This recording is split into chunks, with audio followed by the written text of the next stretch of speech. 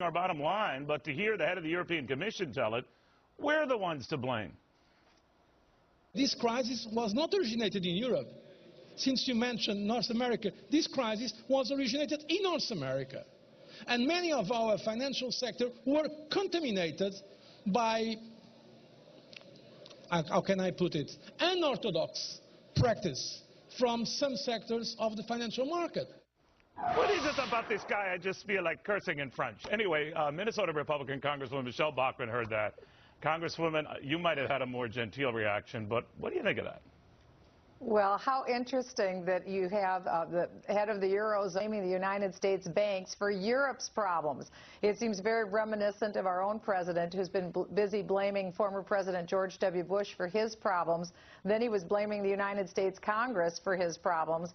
And then on June 1st in a Minneapolis fundraiser, President Obama was blaming Europe for his problems, and he reiterated that again on June 8th. So this must be the common disease that they all have. Blame someone else for your problems. But certainly, Congresswoman, leaving the president out of it for a second, no one could take that seriously. No one could think that a single U.S. bank had anything to do with the cradle-to-grave policies and protections that Europe has afforded its citizens, even decades ago when they knew they couldn't afford it then.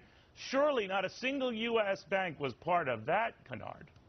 Everyone knows why Greece is in the position that they're in. It's because of the amount of taxes they pay. It's because of the amount of benefits they pay. And their payout from government is far greater than their revenue coming in. It's real easy to figure out. And now the contagion is spreading, and we won't have any part of his excuse.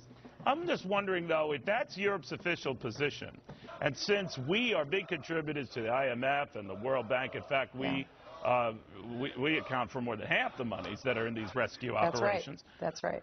Why don't we just say no? No, you hate us, then you must hate our money as well. There's a lot of Americans that would agree with that estimation, Neil, because at a certain point, we become so enmeshed with their problem that it is our problem. And I think that's what the American people are telling us. They're looking at what's happening across the pond. They want no part of it. And that's why I think you're seeing a lot of policymakers here in Washington, D.C. adopt that viewpoint as well. Just say no.